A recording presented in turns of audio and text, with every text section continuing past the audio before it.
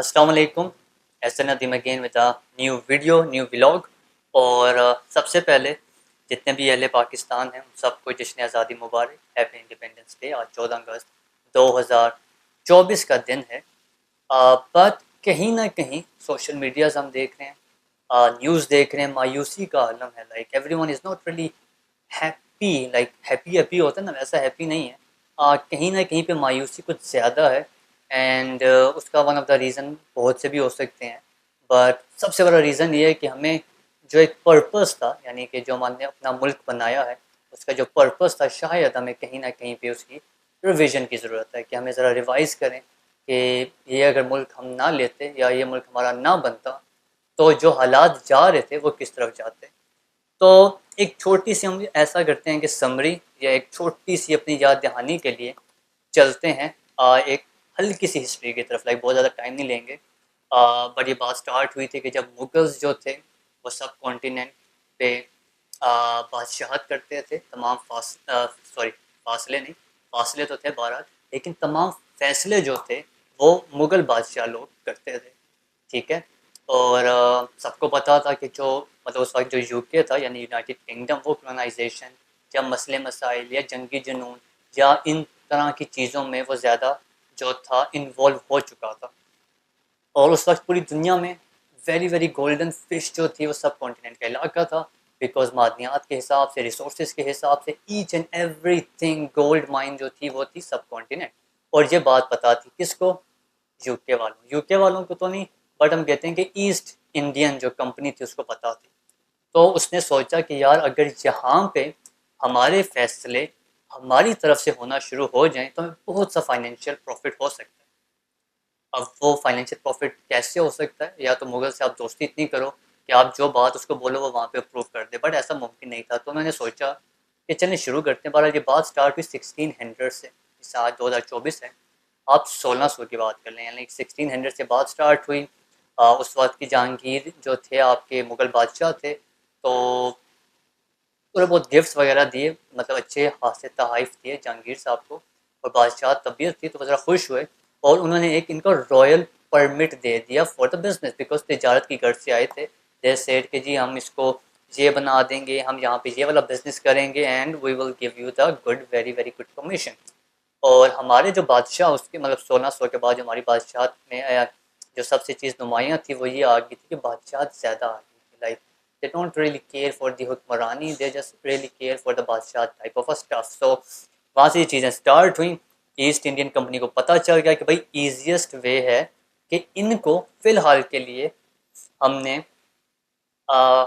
Engage रखना into some other activities, ताकि इनको पता ना चले कि हम किस तरह अपनी चीज़ों को या अपनी नेटवर्किंग बना रहे हैं इन सब कॉन्टिनेंट। ठीक है, बिकॉज सब networking is a very good way to do something. I mean network is your network, तो उनको ये पता थी चीज़।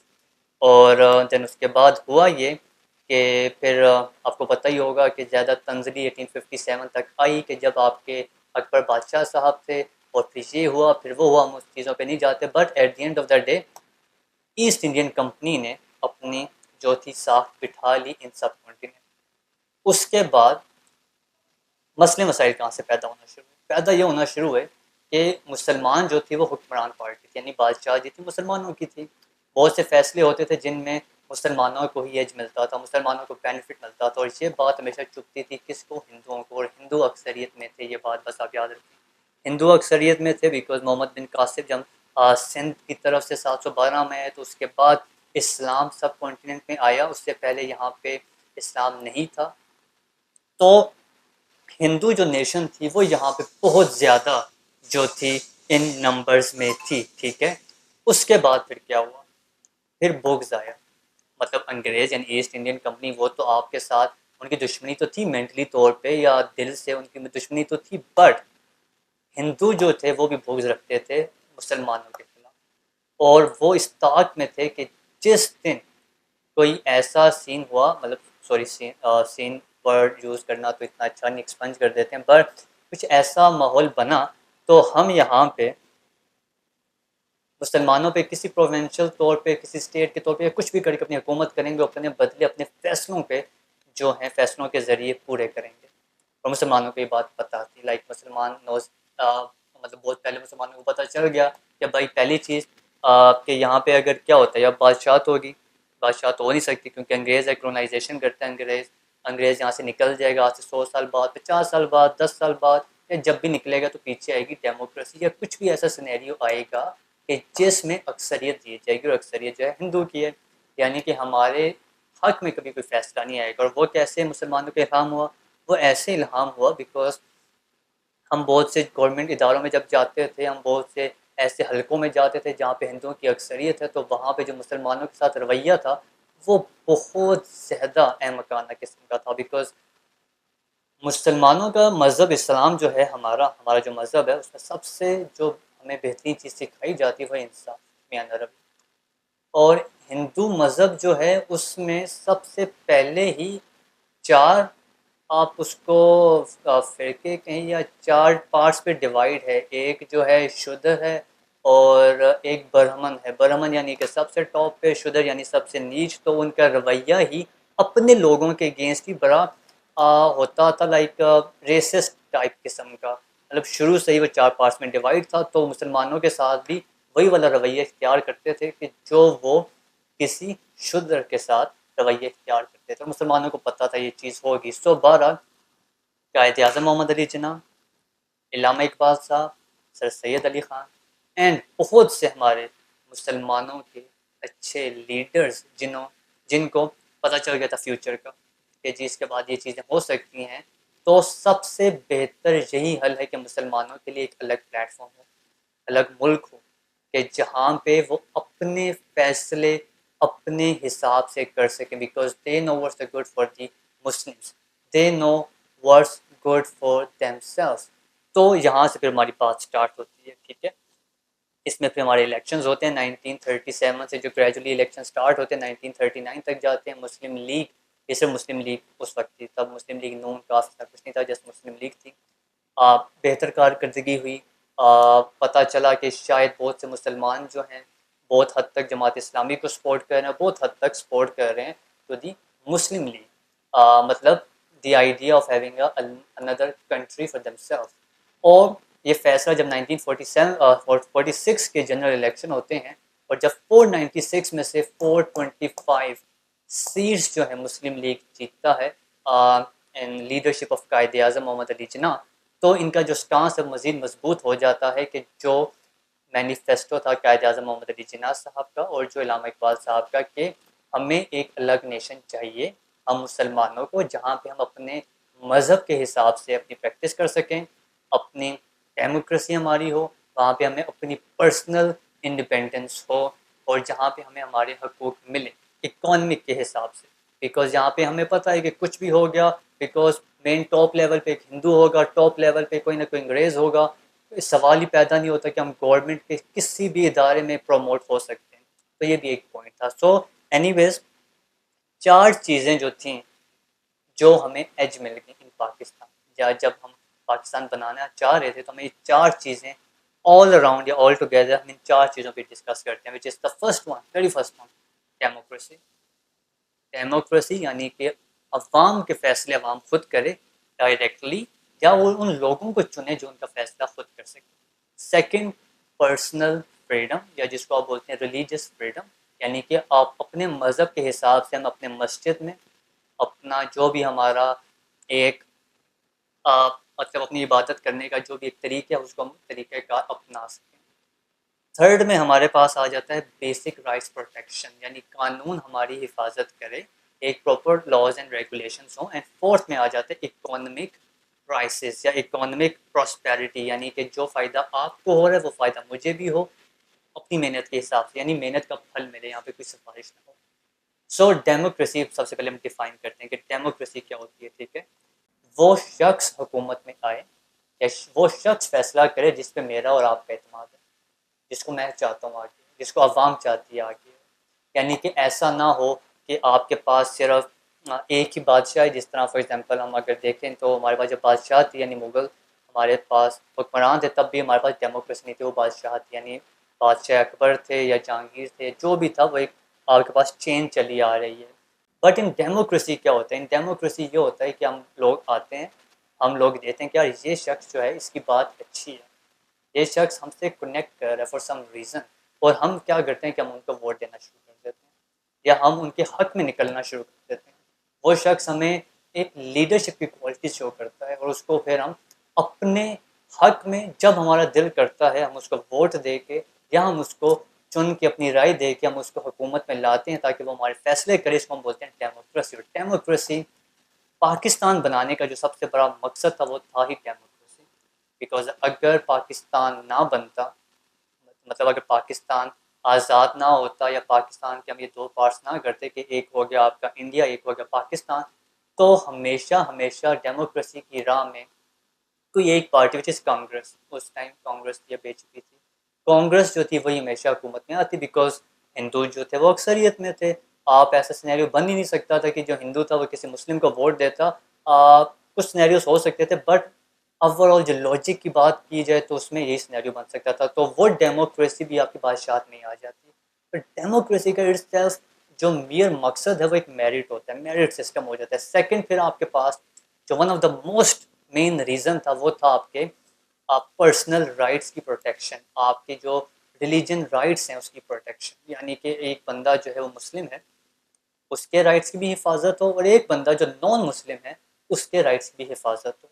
किसी पे कोई किस्म का तंज ना हो, किसी बंदे पे किसी किस्म की कोई रिस्ट्रिक्शन ना हो। वो शख्स अपने खुदा के सामने अपनी जो भी उसने इबादत या जो दुआ करनी है अपने अंदाज से वो कर सके। थर्ड आपका आ गया जो बेसिक राइट्स प्रोटेक्शन होती है। बेसिक राइट्स प्रोटेक्शन क्या है कि फॉर एग्जांपल मैं बोलना चाहता हूँ, लेट्स से मैं किसी शख्स के बारे में कोई मेरा जो है मनफी, फॉर एग्जांपल लेट्स से सिर्फ पाकिस्तान की मिसाल ले लेते हैं कि अब तो मुल्क बन गया ना, तो फ्रीडम ये है कि फॉर एग्जांपल मैं मुगल्स के बारे में कुछ गलत नहीं बोल सकता था। मैं बादशाह अकबर को ये नहीं बोल सकता कि सर ये आप क्या कर रहे हैं, गिफ्ट्स ना लें, छोड़ दें, यहाँ पे ये मसला हो रहा है, नहीं बोल सकता था। मैं जहांगीर को नहीं बोल सकता था। वो ताजमहल पता नहीं किसने बनाया था, मैं उसको नहीं बोल सकता था कि सर क्या ताजमहल क्या बना रहे हैं, वहाँ पे हम कोई यूनिवर्सिटी बनाते हैं, मैं वो नहीं बोल सकता था। तो क्यों नहीं बोल सकता था? बिकॉज मुझे राइट्स नहीं थे। और सबसे बड़ा एक बेसिक राइट होता है वो होता है अपने राय के बारे में इजहार करना। फिर हमें अल्लाह ताला ने हमारा अपना मुल्क दिया, यहाँ पे हमें आज़ादी है। आपको शायद नहीं पता होगा या शायद आपको वो एहसास नहीं होता बट आज़ादी है।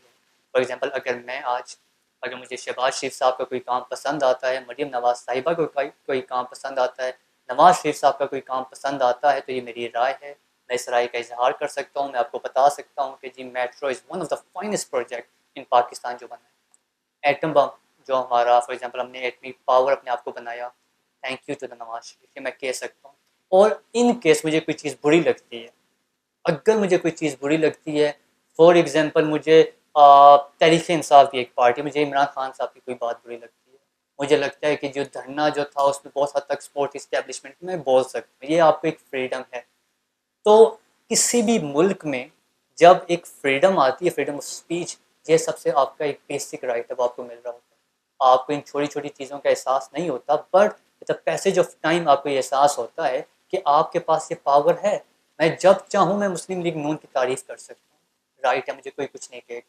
मैं जब चाहूँ मैं तहरीक इंसाफ के बारे में कुछ जो भी वो गलत पॉइंट्स हैं उनके या जो वो गलतियाँ कर रहे हैं, जब इमरान खान साहब ने कुछ गलतियाँ की 2018 के इलेक्शन में या 2013-14 14 के धरने में जो गलतियाँ हुई उनके बारे में बोल सकता हूँ। There is no one who's gonna say anything to me because I have the basic right for the freedom of speech. और यही एक हमारा जो था मकसद था एक मुल्क का। Second, sorry the last the fourth आपके पास जो पॉइंट है दैट इज इकोनॉमिक प्रॉस्पेरिटी, यानी कि जो मौके मुझे मिल रहे हैं अपने आप को इकोनॉमिक स्टेबल करने के, वही मौके आपको मिलेंगे। ऐसा नहीं है कि मुझे कुछ ज़्यादा फेवर मिल रहा है, आपको कम फेवर मिल रहा है, तीसरे को भी ज़्यादा फेवर मिल रहा है, चौथे को कम मिल रहा है, ऐसा नहीं है। हर शख्स को, हर इदारे को तमाम वो राइट्स हैं कि वो अपने कोई भी फाइनेंशियल प्रैक्टिसेस हैं उनको 100% अच्छे तरीके से कर सके।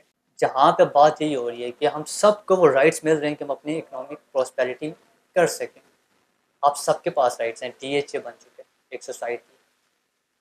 अवाम ने अपना बैरियर टोन भी बना लिया, किसी अवाम ने अपना ग्लोबल सिटी बना रहे हैं। Every one has the rights कि उनके पास कोई आइडिया वो उसको यूटिलाइज करें।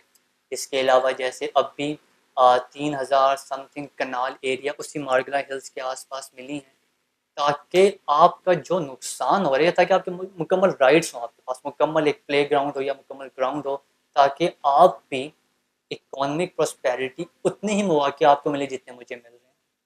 तो मुल्क जब बनाते हैं या जब मुल्क बनता है, उसका मेन मकसद यही होता है, ये चार चीज़ें: डेमोक्रेसी, आपके रिलीजन राइट्स, आपके अपने बेसिक राइट्स, और रिलीजन राइट्स में आपकी अपनी पर्सनल फ्रीडम भी आ जाती है, थर्ड में आपके बेसिक राइट्स आ जाते हैं, फोर्थ में आपकी इकोनॉमिक प्रोस्पेरिटी आ जाती है। इन चार चीज़ों को कहीं ना कहीं हमने क्या किया कि हम इसको भूलना शुरू कर दिया। हमने इसको मतलब फॉर सम रीज़न हम इसको इग्नोर करना शुरू कर दिया कि यार ये चीज़ें तो मैं कर रहा हूँ, भी मेरा दिल करता है मैं रोड पे बाइक चला सकता हूँ, मेरा दिल करता है मैं रोड्स पे गाड़ी चला सकता हूँ, ये आपका एक राइट है।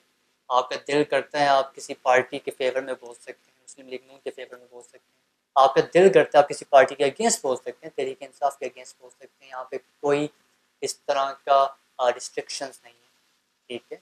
आपके पास फिलहाल सोशल मीडिया है, सोशल मीडिया पे आप अपनी आवाज़ बन सकते हैं। आपका अगर कोई दिल करता है, कोई नैरेटिव आपको लगता है कि सच है, हक पे है, आप वो नैरेटिव सोशल मीडिया के थ्रू अपने तमाम लोगों तक पहुंचा सकते हैं। आपके पास इकोनॉमिक राइट्स हैं, आप बिज़नेस स्टार्ट करना चाहें तो आप बिज़नेस स्टार्ट कर सकते हैं। हुकूमत तमाम आप सबको मौके देती है, कोई अटेस्टेशन रिक्वायर्ड नहीं है कि जैसे मुगलों के दौर में होता था कि भाई आपको कोई चीज़ चाहिए, अकबर बादशाह से जाकर उसकी अटेस्टेशन या मंजूरी लेके आओ तभी वो चीज़ अप्लाई होगी। ऐसा नहीं है, आपको कोई चीज़ चाहिए तो कोई आपको ये नहीं कहेगा कि इसमें किसी ना किसी जनरल या किसी ना किसी ऐसे शख्स के जो एक आला पोस्ट पे उसकी अटेस्टेशन रिक्वायर्ड है। तो ये आप सबका जो एक फ़ायदा है, यानी ये आप सब के लिए जो एक पॉइंट है सोचने का, वो ये है कि एक आज़ाद मुल्क की जो हैसियत है या आज़ाद मुल्क के जो हमें फ़ायदे फ़वाइद मिल रहे हैं, कहीं ना कहीं पे हम उन चीज़ों को इग्नोर करते हैं या उन चीज़ों पे इतना शुक्र अदा नहीं कर रहे। तो बहरहाल जो कमी बेशी हर मुल्क में होती है, हमने कुछ सटायर यूज़ किया है, बट देखें कमी बेशी हर मुल्क में होती है। नथिंग नथिंग कोई कंट्री जो है 100% जो है परफेक्ट नहीं है, कोई भी सोसाइटी 100% परफेक्ट नहीं है। The thing that does matter कि दिस इज़ योर कंट्री। मायूसी कहीं ना कहीं पे हर शख्स के एक फितरी नेचर है, सबको होती है, बट एक चीज़ का एहसास आप सबको करना चाहिए कि बेशक हमने सटाई यूज़ किया या हमने कुछ आयरनी यूज़ किया, लेकिन the country is yours. Pakistan जो मुल्क है वो हमारा है, आपका मुल्क है, मेरा मुल्क है। मसले मसाइल हर मुल्क में होते हैं, लेकिन उसका कभी ये हल नहीं है कि आप मायूस हो जाएं अपने ही मुल्क से, ठीक है। अपने मुल्क को सेलिब्रेट करें, अपने आबा व अजदाद की मेहनत को सेलिब्रेट करें, और इंशाअल्लाह अल्लाह ताला से उम्मीद करें कि सूनर और लेटर हमें जो भी मुश्किलात हैं, हमें जो भी मसले मसाइल हैं अपने मुल्क के साथ, वो तमाम मसले मसाइल हल होंगे। And we can also be a वो ख्वाब की ताबीर हम कर सकेंगे जो इल्लामा इकबाल साहब ने हमारे लिए सोची थी और जिसको तकमील में कायद आज़म मोहम्मद अली जिन्ना ने पहुँचाया। थैंक यू सो मच कि आप लोगों ने ये वीडियो देखी। Do subscribe and do like and comment, and इंशाल्लाह I will see you in the next video, the next vlog. अल्लाह हाफिज़ एंड टेक